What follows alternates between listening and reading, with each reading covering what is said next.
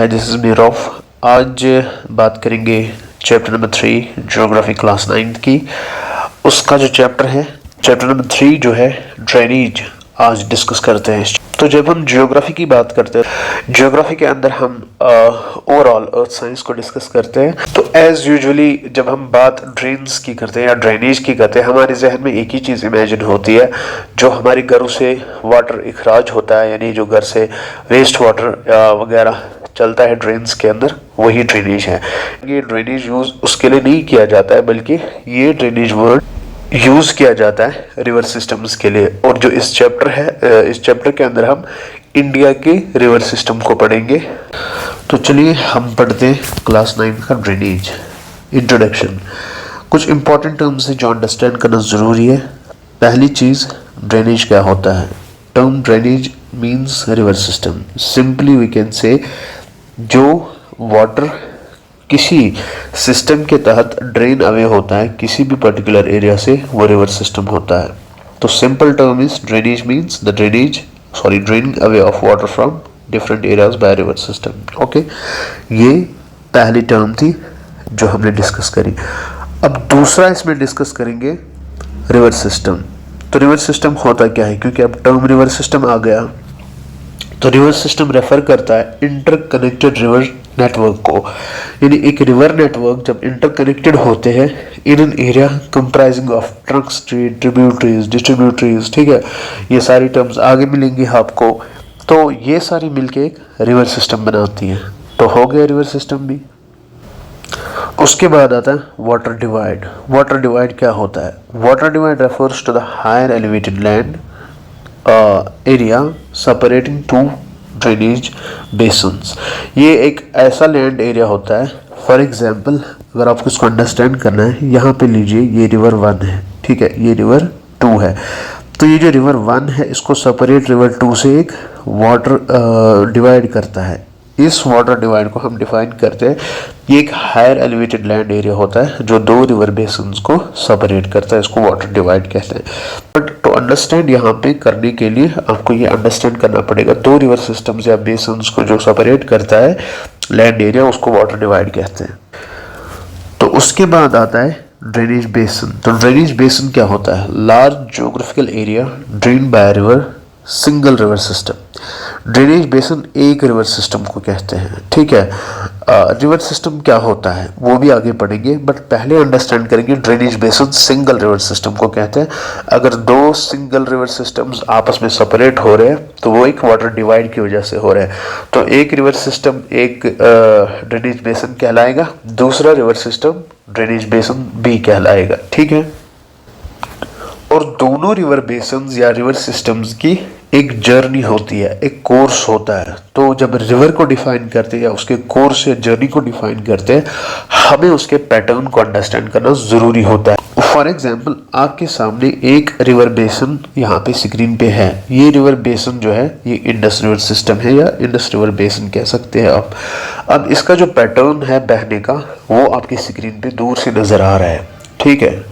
ये एक तरीके का कोर्स है इसका फ्लो होने का। अब इन पैटर्न्स को अलग अलग पढ़ना है, किस पैटर्न को क्या कहते हैं। तो आपको कोर्स इनिशियल लेवल से आखिरी समंदर तक जो एक रिवर फॉलो करता है। तो अब इस ज्योग्राफी के इस तीसरे चैप्टर के अंदर जब हम बात रिवर बेसन्स की करते हैं या ड्रेनेज सिस्टम की करते हैं, अब हम इसको पैटर्न्स में पढ़ेंगे। देखिए, रिवर्स के 4 मेजर पैटर्न्स होते हैं फ्लो डाउन होने के। पहला डेंड्रिटिक पैटर्न होता है, वो आपकी स्क्रीन के ऊपर ही है।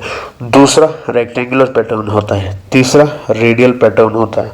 फोर्थ ट्रेल्स पैटर्न होता है। तो 4 मेजर पैटर्न्स होते हैं एक रिवर सिस्टम को फ्लो होने के लिए: dendritic, rectangular, radial and trails. अगर मैं अब आपको स्क्रीन पे ये दिखाऊंगा, आप बताओ कि ये किस पैटर्न में फ्लो करता है ये रिवर, तो आप सिंपल सी बताएंगे ये दूर से रेक्टेंगुलर नजर आता है। अब इन पैटर्न्स को एक एक करके पढ़ते हैं। पहले डेंड्रिटिक पैटर्न को पढ़ेंगे। डेंड्रिटिक पैटर्न उस रिवर पैटर्न को कहते हैं जो एक ट्री की सूरत में बहता है, यानी जिसका कोर्स एक दरख्त की तरह होता है, ठीक है। ये रिलेटिवली यूनिफॉर्म बेडरॉक के ऊपर फ्लो करता है, ठीक है। अब दूसरा होता है रेक्टेंगुलर पैटर्न। तो रेक्टेंगुलर पैटर्न डेवलप होता है एक रेक्टेंगुलर शेप के अंदर, जिसमें ये रिवर्स इस सिमत या इस कोर्स को इख्तियार करके आगे बढ़ जाते हैं और फ्लो हो जाते हैं। ठीक है, ये हाईली जॉइंट बेड रॉक्स के ऊपर ये पैटर्न फॉर्म करता है। तो दैट मीन्स उस एरिया का जो फीचर होता है, वहाँ के जो फिजिकल फीचर्स होते हैं, वहाँ पे बेड रॉक्स ज़्यादा पाई जाती है। तीसरा है रेडियल पैटर्न। रेडियल पैटर्न ऐसा पैटर्न है, ऐसा इसको जूम करके देखते हैं कि समझ लो कि एक वल्केनो है, वल्केनो के ऊपर कुछ रिवर्स दाएं बाएं फ्लो हो रहे हैं। तो ये चारों सिमत में या 5 या 6 सिमत में एक एक पैटर्न, एक एक रिवर फॉलो करता है और फ्लो डाउन हो जाते हैं। ठीक है, जैसे कि आपको यहाँ पे रेडियल नज़र आता होगा, ये एक ऑल्टीट्यूड से उतरते हैं बट डिफरेंट डायरेक्शंस में फ्लो डाउन हो जाते हैं। और उसके बाद ट्रेल्स पैटर्न है। ट्रेल्स पैटर्न ऑलमोस्ट रिजेस या रेजिस्टेंट रॉक्स के ऊपर फॉर्म होते हैं जो रिवर्स वहाँ से फ्लो करते हैं।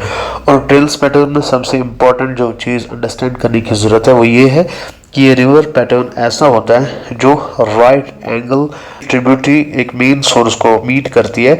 ये एट राइट एंगल 90 डिग्री पे उसको मीट करता है, जैसे कि आपको यहाँ नज़र आता होगा। तो ये अक्सर पेनिनसुलर एरियाज में ज़्यादा फॉर्म होता है। तो अभी हमें ऊपर एक वर्ड आ गया था रिवर जर्नी। तो रिवर जर्नी क्या होती है? तो देखिए रिवर जर्नी क्या होती है। रिवर कहाँ से ओरिजिनेट होता है, इसका सोर्स फिर कहाँ से होता है शुरू, पता फाइनली एस्चुरीज बना के या डेल्टास बना के फिर किसके अंदर चला जाता है, एक समुंदर के अंदर चला जाता है। आपको ये ऐसे समझ आएगा, अभी ब्लैक एंड वाइट था तो थोड़ा सा कलर्ड दिखाएंगे आपको। हाँ देखिए, मान लो हाई ऑल्टीट्यूड्स जो स्नो कैप्ड माउंटेन्स होते हैं, वहाँ से जब ग्लेशियर्स मेल्ट डाउन हो जाते हैं तो वहाँ से इसका सोर्स होता है वाटर का। ठीक है, बट ये हर रिवर का नहीं होता, क्योंकि हमें आगे पढ़ना भी है। रिवर्स दो टाइप्स के होते हैं इंडिया के अंदर। तो ये फिर वहाँ से लेक्स फॉर्म करते हैं, ग्लेशियर्स मेल्ट हो जाते हैं, फिर वहाँ से वाटरफॉल्स होते होते होते फिर प्लेन एरियाज़ की तरफ चले जाते हैं। तो वहाँ पे बहुत सारी ट्रिब्यूटरीज मीट करते हैं जो ये फ्लड प्लेन्स में आते हैं। तो ये जिगजैग पैटर्न में चलते हैं या मेंडर्स फॉर्म करते हैं। फाइनली ये यहाँ पे फिर सेटल हो जाते हैं। ठीक है, अपने साथ बहुत सारे डिपॉजिट्स लेके आते हैं, सेडिमेंट्स लेके आते हैं। तो इस चीज़ को हम कोर्स कहते हैं, कोर्स ऑफ ए रिवर। देखिए, अगर हम सोर्स ऑफ रिवर यहाँ पे देखेंगे, यहाँ पे अगर आपको नज़र आता होगा सोर्स ऑफ ए रिवर, ये यहाँ से ओरिजिनेट होता है, जो ये नीचे की तरफ आता है। ठीक है, तो जो ये बहना स्टार्ट करता है तो इसको हम अपर कोर्स कहते हैं। ठीक है, तो इस अपर कोर्स को जब आप देखेंगे, इस अपर कोर्स के ऊपर दाएं बाएं कुछ ट्रिब्यूटरीज बनाई है। लाइक यहाँ से भी कुछ ट्रिब्यूटरीज आ रही है, यहाँ से भी और एक आ रही है, यहाँ से भी और एक आ रही है। तो यहाँ पे ज़्यादा इंटेंस इरोजनल एक्टिविटी होती है, क्योंकि वाटर की जो स्पीड होती है बहुत हाई होती है हायर ऑल्टीट्यूड्स में, प्लस ये huge loads of sand and silt लेके आते हैं। तो जो ही ये वहाँ से गुजरते हैं तो ये मिडल कोर्स पे पहुँचते हैं, यानी इनका जो दरमियानी कोर्स होता है। तो हायर ऑल्टीट्यूड से बहने के बाद ये नीचे की तरफ आते हैं। जब ये नीचे की तरफ आते हैं तो वहाँ पे क्या होता है, इन रिवर्स के अंदर जितनी भी इरोजनल एक्टिविटीज़ हुई होती है बहते समय, तो ये बहुत सारा डिपॉजिट लेके चलते हैं। तो जो ही ये यहाँ पहुँचते हैं तो ये ट्रिब्यूटरीज यहाँ पे इनको मीट करती है। ठीक है, तो ये एक बड़ा रिवर सिस्टम बन जाता है। ठीक, तो ये रिवर सिस्टम जब बन जाता है, इस मिडिल कोर्स के अंदर इसकी स्पीड पहले कम हो जाती है और इसका जो बहने का पैटर्न जो है ना वो थोड़ा चेंज हो जाता है, ऐसे बनता है। ठीक है, ये मेंडर्स फॉर्म करता है और ऑक्सबाउस फॉर्म करता है। ठीक, जो ही ये इस मिडिल कोर्स से निकलता है, इस मिडिल कोर्स में एक बहुत अक्सर एक्टिविटीज़ रहती है इस रिवर की। नंबर 1, जब ज़्यादा रेन्स होती है, जब ज़्यादा रिवर का वाटर फ्लो करता है तो फ्लड्स ज़्यादा आ जाते हैं। ठीक, तो फ्लड प्लेन्स या डिपोजिशनल एक्टिविटीज़ या फीचर्स इसके अंदर पाए जाते हैं। लाइक बहुत सारा जो सेडिमेंट है, डिपॉजिट्स है, वो ये कैरी करके चलता है। बट इस मिडिल कोर्स के अंदर इसकी जो स्पीड होती है, फ्लो होता है, वो बहुत स्लो रहता है, यानी आहिस्ता आहिस्ता चलते हैं। तो जो ही ये फिर लोअर कोर्स में पहुंचता है, लोअर कोर्स मीन्स आखिरी, जहाँ पे अब ये रिवर सेटल होने के लिए तैयार होता है। तो जो ये समुद्र के अंदर जाता है तो बिफोर एंटरिंग द सी ये यहाँ पे डेल्टास फॉर्म करता है। ठीक है, और बहुत सारे डिपॉजिट्स वहाँ पे कैरी करके सेटल डाउन करता है। तो डेल्टास या एस्चुरीज फॉर्म करने के बाद ये रिवर किसी भी समंदर के अंदर सेटल हो जाता है। से for an example Indus river system, तो ये अरेबियन सी में सेटल होता है। से for an example Ganga river system, तो ये बे ऑफ बंगाल के अंदर सेटल होता है। ड्रेनेज सिस्टम को देखते हैं कि इंडिया के अंदर कैसा ड्रेनेज सिस्टम है। तो पहले हम डिस्कस करेंगे जो रिवर सिस्टम है या ड्रेनेज सिस्टम है on the base of the catchment areas कैसे होते हैं और कितने होते हैं। ठीक, जब हम कैचमेंट्स की बात करते हैं, मेजर रिवर्स जो होते हैं उनका catchment area about 20,000 square kilometre का होता है, यानी वो इतना एरिया कवर करते हैं। ठीक, दूसरा, जब कैचमेंट एरिया सेकंड आता है उसको हम मीडियम रिवर बेसिन कहते हैं। पहले को मेजर रिवर बेसिन कहते हैं, दूसरे को मीडियम रिवर बेसिन कहते हैं। तो इसकी जो कैचमेंट एरिया होती है वो फ्रॉम 2000 टू 20,000 स्क्वायर किलोमीटर्स का होता है। फाइनली जो लास्ट का होता है वो स्मॉल या माइनर रिवर बेसिन होता है, तो इसका catchment area below 2000 square kilometres का होता है। इसका मतलब ये होता है ये जो रिवर्स होते हैं ये बड़े भी होते हैं, छोटे भी होते हैं। अब on the base of origin, तो इंडिया के अंदर on the base of origin अगर हम रिवर्स को देखेंगे तो इंडिया के अंदर दो टाइप्स के रिवर्स पाए जाते हैं। ठीक है, तो ये दो टाइप्स के रिवर्स कौन कौन से हैं, अगर आप यहाँ पे स्क्रीन पे देखेंगे तो ये दो टाइप्स के रिवर्स, एक हिमालयन रिवर सिस्टम है, दूसरा पेनिनसुलर रिवर सिस्टम है। तो जो हिमालयन रिवर सिस्टम होते हैं वो ज़्यादा पेरिनियल होते हैं, यानी थ्रू आउट द ईयर वो फ्लो करते हैं। तो पेरिनियल का मतलब होता है इनका फ्लो कभी नहीं रुकता है, ये थ्रू आउट द ईयर हमेशा चलते रहते हैं। क्यों? क्योंकि इनका जो सोर्स ऑफ वाटर होता है या रेन्स होती है या मेल्टेड स्नो होती है जो ग्लेशियर्स से आता है। मेजर रिवर्स इस हिमालय रिवर सिस्टम के अंदर इंडस आएगा, गंगा आएगा और ब्रह्मपुत्र आएगा। ठीक है, दूसरे साइड से अगर हम पेनिनसुलर रिवर्स की बात करेंगे तो पेनिनसुलर रिवर्स जो होते हैं ना वो इंडिया के अंदर सीजनल होते हैं, यानी जब जब बारिश होगी तभी इनके अंदर वाटर होगा। बारिश नहीं होगी या मानसून्स की वजह से रेन्स नहीं होगी तो फ्लो ऑफ वाटर नहीं रहेगा या ना के बराबर होगा। डिपेंड ऑन रेनफॉल, और इनका कोर्स शॉर्टर होता है, शैलोअर होता है। और ये सेंट्रल हाईलैंड्स जो पेनिनसुलर इंडिया है, लाइक अगर आपने पढ़ा होगा central highland, Satpura and Aravalli range, उसके अराउंड होता है। और ये हमेशा ज़्यादा से ज़्यादा वेस्ट फ्लोइंग रिवर्स होते हैं। इसमें कुछ ही रिवर्स जो है ये मोस्ट प्रोबेबली ये जो रिवर्स है ईस्ट फ्लोइंग होते हैं, बट इसमें कुछ ही रिवर्स जो है वो वेस्ट की तरफ फ्लो करते हैं। बाकी सारे बे ऑफ बंगाल के अंदर सेटल हो जाते हैं, वो ईस्ट की तरफ फ्लो करते हैं। ठीक है, बट इसके कंपैरिजन के अंदर जब हम देखेंगे हिमालय रिवर्स सेंट्रल हाईलैंड्स से ओरिजिनेट नहीं होते। इनका जो सोर्स होता है वो हिमालयन एरियाज होता है, जो बहुत ऊंचे ऊंचे पहाड़ इंडिया के अंदर पाए जाते हैं। तो वहाँ से जब ये निकलते हैं इनका जो कोर्स होता है वो वहीं से होता है, ग्लेशियर कोर्स। ठीक है, यानी ग्लेशियर से ही आगे बढ़ते हैं जब वो ग्लेशियर्स मेल्ट हो जाते हैं। ठीक, और ये सारे जो रिवर्स हैं इंडस के बगैर गंगा और ब्रह्मपुत्र इंडिया का बे ऑफ बंगाल के अंदर चले जाते हैं, सिवाय इंडस के, इंडस अरेबियन सी के अंदर चला जाता है। तो इस को हम ओरिएंटेशन कहते हैं, यानी एक समुद्र का एक रिवर का ओरिएंटेशन किसकी तरफ है, किस समुद्र की तरफ है। जो वेस्ट की तरफ फ्लो होते हैं वो सारे वेस्ट में अरेबियन सी के अंदर चले जाते हैं, जो ईस्ट की तरफ फ्लो होते हैं वो सारे बे ऑफ बंगाल के अंदर चले जाते हैं।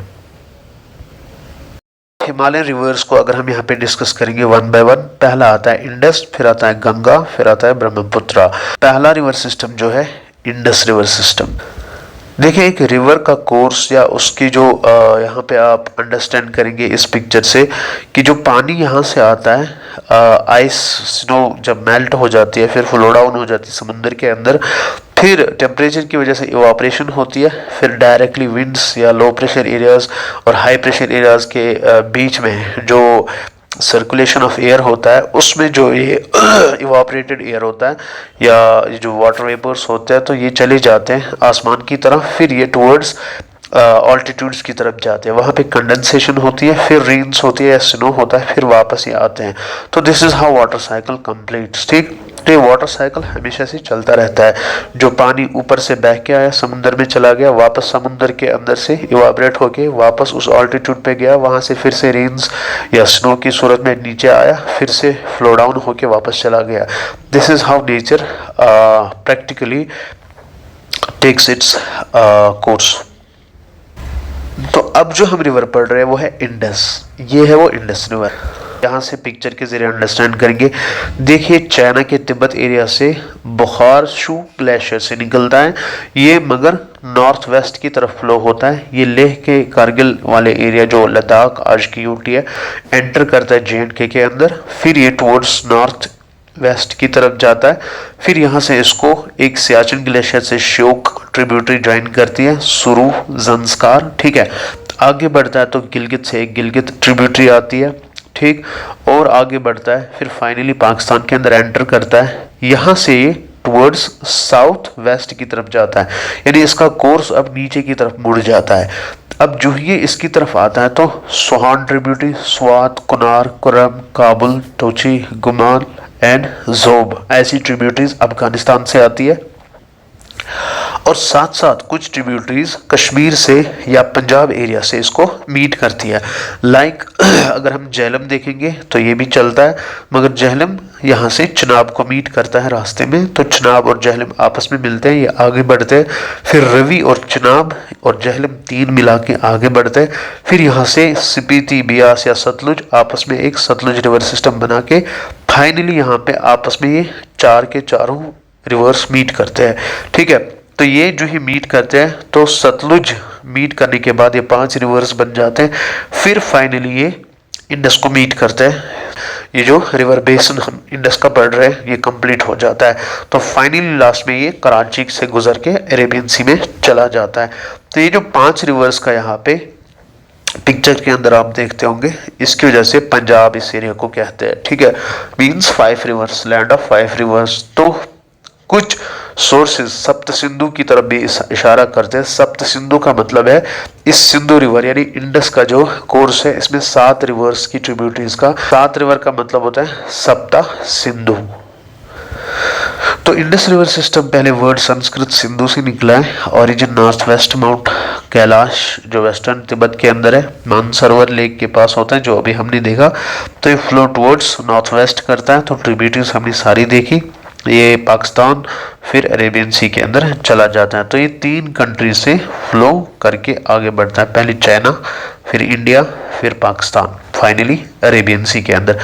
तो मैप के ऊपर ऐसा आपको कोर्स दिखने को मिलेगा, ठीक है। तो ये एक रिवर सिस्टम कंप्लीट हो गया जिसको इंडस रिवर सिस्टम कहते हैं। तो अगर किसी को इंडस के बारे में कुछ नोट लिखना है तो ये स्क्रीनशॉट लेके वो ले सकता है। तो ठीक, अब आती है बारी गंगा रिवर सिस्टम की। गंगा भी one of the largest reverse of Indian river system के अंदर कंसिडर किया जाता है। और ये ऐसा रिवर है जो मोस्ट प्रोबेबली इंडिया में ही फ्लो होता है। जब हम गंगा को देखते हैं, गंगा का भी ओरिजिन एक ग्लेशियर से होता है। इन ग्लेशियर्स का नाम भी पढ़ेंगे, सब कुछ डिस्कस करेंगे। चलिए गंगा को डिस्कस करते हैं। अब गंगा को दुनिया में यूजुअली गैंग्स के नाम से जाना जाता है। इंडिया के अंदर गंगा और बांग्लादेश के अंदर पद्मा, ठीक है। इसका ओरिजिन हिमालयाज में है। उत्तराखंड जो स्टेट है इंडिया की नॉर्थ ईस्टर्न साइड से, सॉरी नॉर्दर्न साइड से, इसका टोटल लेंथ जो है 2500 किलोमीटर्स है। इसके जो हेड वाटर्स हैं वो भागीरथी ग्लेशियर जो गंगोत्री कहलाता है उधर है। तो ये जो ग्लेशियर है यहाँ से इसका ओरिजिन होता है। और इसका जो दूसरा और एक अलकनंदा पहाड़ वहाँ से देवप्रयाग निकलता है, ये भी उत्तराखंड के अंदर है। ये दोनों मीट करते हैं, इनका संगम होता है और ये फाइनली हरिद्वार के अंदर इमर्ज होता है। तो जो ये हरिद्वार के अंदर इमर्ज हो जाता है तो यहाँ से सीधे बहता है नॉर्दर्न प्लेन्स ऑफ इंडिया के अंदर, ठीक। ये आपको ऐसे समझ आएगा। देखिए, एक देवप्रयाग से इसका ओरिजिन कोर्स है, दूसरा भागीरथी से। तो हरिद्वार से फिर एज ए सिंगल रिवर बहना स्टार्ट करता है, एंटर करता है इंडिया के नॉर्दर्न प्लेन्स में, ठीक है, जो गंगा प्लेन्स कहलाते हैं, ठीक। और ये कुछ पॉइंट्स दिखाए गए हैं, कानपुर, इलाहाबाद, वाराणसी, पटना, कलकत्ता, ठीक। तो ये जो हेडवाटर्स है इसके, इसको भागीरथी, तो गंगा के हेडवाटर्स को भागीरथी से हम जानते हैं। तो भागीरथी को फीड करता है गंगोत्री ग्लेशियर और अलकनंदा पे देवप्रयाग हैं, दोनों इसको फीड करते हैं। तो ये जो ट्रिब्यूटरीज है इंडिया के अंदर इस गंगा की, उसमें से मेन ट्रिब्यूटरीज है घाघरा, गंडक, कोसी, ठीक है। उसके अलावा यमुना, यमुनोत्री ग्लेशियर से आता है, हिमालय से गुजर के फिर एक गंगा को इलाहाबाद में ज्वाइन करता है, और चंबल, बेटवा, सोन, ये कुछ पेनिनसुलर रिवर्स है जो हिमालय से नहीं बल्कि पेनिनसुलर रीजन सेंट्रल हाईलैंड से आते हैं, और ये सारे इसको बीट करते हैं। जब गंगा आगे बहती है बांग्लादेश के अंदर चली जाती है, वहाँ इसको ब्रह्मपुत्र मीट करता है बे ऑफ बंगाल के अंदर जाने से पहले। तो जब ये बे ऑफ बंगाल के अंदर जाते हैं तो उससे जाने से पहले ये डेल्टास फॉर्म करते हैं, डिपॉजिट्स वहाँ छोड़ के चले जाते हैं। तो दुनिया में सबसे बड़ा डेल्टा जो है सुंदरबन डेल्टा इन्हीं रिवर्स की वजह से वहाँ पे फॉर्म हुआ है। ये रॉयल बंगाल टाइगर प्रोजेक्ट के लिए इस्तेमाल किया जाता है, ठीक है। और ओवरऑल लेंथ जो है गंगा की 2500 किलोमीटर्स है। देखिए अब इस रिवर सिस्टम की ट्रिब्यूटरीज को देखते हैं। गंगा यहाँ से आती है, ठीक, चंबल इंदौर से आती है, बेटवा भोपाल से आती है। तो जो बंदर पुनक ग्लेशियर जो है यमुनोत्री जहाँ पे इसको कहते हैं, ये यमुना को मीट करता है फाइनली, चंबल एंड बेटवा। तो ये दोनों जब यमुना को मिलते हैं तो यमुना फिर खुद हरिद्वार के पास, इलाहाबाद के पास गंगा को मीट करता है। ऊपर से जब हम नेपाल से देखेंगे, नेपाल से कुछ गंडक, ठीक है, घाघरा और गोमती आते हैं, ये तीनों मीट करते हैं इसको। और प्लस नेपाल के तिब्बत एरिया जो चाइना से, और एक कोसी रिवर आती है, तो ये भी इसको मीट करती है। तो ये भी एक ट्रिब्यूटरी है, ठीक है। प्रयागराज के पास सोन रिवर जो सेंट्रल हाईलैंड से आता है, ये पेनिनसुलर रिवर है, ये इसको मीट करता है। फरक्का के पास इसके दो हिस्से हो जाते हैं जो आपको बुक में दिखाया गया है, एक हुगली कहलाता है, दूसरा पद्मा, क्योंकि वो बांग्लादेश के अंदर जाता है। तो हुगली टुवर्ड्स साउथ बहना स्टार्ट करता है, इसको दामोदर मीट करता है, फाइनली बे ऑफ बंगाल के अंदर चला जाता है, ठीक है, यहाँ पे। और बाकी जो हिस्सा इस गंगा का एज पद्मा बांग्लादेश के अंदर जाता है, इसको ऊपर से ब्रह्मपुत्र आता है, ये मीट करते हैं, तो फिर ये फाइनली बे ऑफ बंगाल के अंदर वहाँ से भी सेटल हो जाते हैं। तो मुझे लगता है ये क्लियर है, ये इनफ है आपको मैप के ज़रिए भी दिखाना। बट इसमें कुछ चीज़ें हैं जो बहुत अंडरस्टैंड करने के लिए इम्पॉर्टेंट है। लाइक अम्बाला एक एरिया है जो पंजाब के अंदर सबको पता है, वो एक वाटर डिवाइड के तौर पे जाना जाता है बिटवीन इंडस एंड गंगा। कैसे अभी दिखाता हूँ। ये जो पिक्चर है ना, ये मैं भूल गया दिखाना। देखिए ये दो अलकनंदा और गंगा जो भागीरथी से आते हैं, ये आप पे मीट करते हैं, इनका संगम होता है इधर। मुझे आपको वाटर डिवाइड दिखाना था जो अब हमने अभी एज अम्बाला के नाम से डिस्कस किया। देखिए आपको नज़र आता है बियास और रिवर, ठीक है, फिर उसके नीचे गोविंद सागर और ये जो बियास है, यानी इसको सतलुज एक्चुअली हम कहते हैं, ये जाते टुवर्ड्स वेस्ट, ठीक है, ये इंडस को मीट करते हैं। तो that means these are Indus river tributaries, ठीक है। बियास वाला एरिया सारा जाता है किधर, इंडस की तरफ। बाकी जो यहाँ से यमुनोत्री वगैरह है, गंगा का ओरिजिन है, ये टुवर्ड्स ईस्ट फ्लो करता है। बीच में जो जगह है, बीच में जो एरिया है, ये इन दो रिवर्स को डिवाइड करता है, यानी इंडस रिवर सिस्टम और गंगा रिवर सिस्टम को ये डिवाइड करता है, जिसकी वजह से इंडस का फ्लो टुवर्ड्स वेस्ट है और गंगा का फ्लो टुवर्ड्स ईस्ट है। क्लियर। तो इस वाटर डिवाइड को अंडरस्टैंड करना बहुत ही ज़रूरी है। देख इसकी ओवरऑल लेंथ यानी स्ट्रेच है 1800 किलोमीटर्स, ठीक। और इसका जो स्लोप बनता है फ्रॉम अम्बाला टू बांग्लादेश या वेस्ट बंगाल, तो ये 300 मीटर्स का एलिवेशन या स्लोप बन जाता है। इसका मतलब है पर 6 किलोमीटर्स 1 मीटर का स्लोप है। ये कैसे डिफाइन किया जाएगा, देखिए मान के चलिए ये अम्बाला है, ठीक है, और ये सुंदरबंस है। यहाँ से जो रिवर गंगा बहती है, यहाँ पे ओवरऑल इसका altitude from this area to this area ये 300 मीटर्स बन जाता है। बट इस ए पॉइंट से इस बी पॉइंट तक की टोटल डिस्टेंस या स्ट्रेच है 1800 किलोमीटर्स, ठीक है। अब इसको प्रूव करना है, ये कैसे 1 मीटर पर 6 स्क्वायर किलोमीटर बनता है, किससे करेंगे डिवाइड, 300 मीटर से, ठीक है। तो हमें पता है ये km है, ये मीटर है, ठीक। तो एज यूजुअली वह हम यहाँ पे 2 जीरोस को कैंसिल करेंगे, 3 1 जा 3 6 जा, तो ये 1 क्या है, ये मीटर है, ये 6 क्या है, ये km है, ठीक है। तो क्लियर हो गया। अब रहता है ब्रह्मपुत्र रिवर सिस्टम, लास्ट ऐसा रिवर सिस्टम जो पेरिनियल इन नेचर है, जो हिमालयन रिवर्स कहलाता है, ठीक है, जो हिमालयन रिवर कहलाता है। तो इस ब्रह्मपुत्र को पढ़ने से पहले हम इसका ओरिजिन देखेंगे और एक किस कंट्री से बहता है और लेंथ कितनी है वगैरह। तो मैप के ऊपर ब्रह्मपुत्र यहाँ से दिखाया गया है, ये आप देख सकते हैं। तो ब्रह्मपुत्र किधर राइज होता है? तिब्बत मानसरोवर लेक के पास ही राइज होता है। तो उस तिब्बत के जो मानसरोवर लेक के पास एक ग्लेशियर है, जिस ग्लेशियर का नाम है चामायुंगडुंग ग्लेशियर, ठीक है। तो यहाँ से ओरिजिन होता है। ये पहले फ्लो ईस्ट की तरफ करता है, चाइना से गुजरता है, इंडिया में जब ये एंटर करता है, ये नॉर्थ ईस्टर्न स्टेट्स के पास यानी अरुणाचल प्रदेश में एंटर करता है, फिर वहाँ से गुजर के असम, फिर फाइनली ये बांग्लादेश के अंदर जाता है। तो 3 कंट्रीज के अंदर इसका फ्लो है, सेम इंडस की तरह।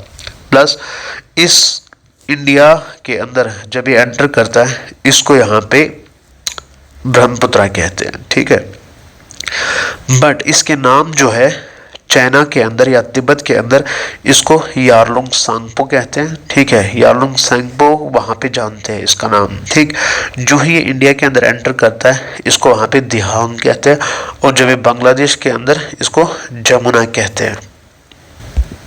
ये दुनिया के 9th लार्जेस्ट डिस्चार्ज यानी वॉल्यूम ऑफ रिवर्स में शुमार होता है, और 15th largest river by length शुमार होता है।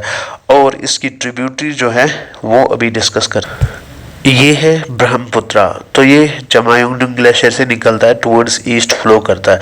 तो यहाँ पे इसको यारलुंग सांगपो के नाम से जानते हैं। जो ये एंटर अरुणाचल प्रदेश में करता है, तो वहाँ इसको दिबांग से जानते हैं। इसको कुछ ट्रिब्यूटरीज मीट करती है, दिबांग एंड लोहित, और इसको सुबहानसिरी भी एक ट्रिब्यूटरी मीट करती है इंडिया के अंदर ही, जो चाइना से आती है।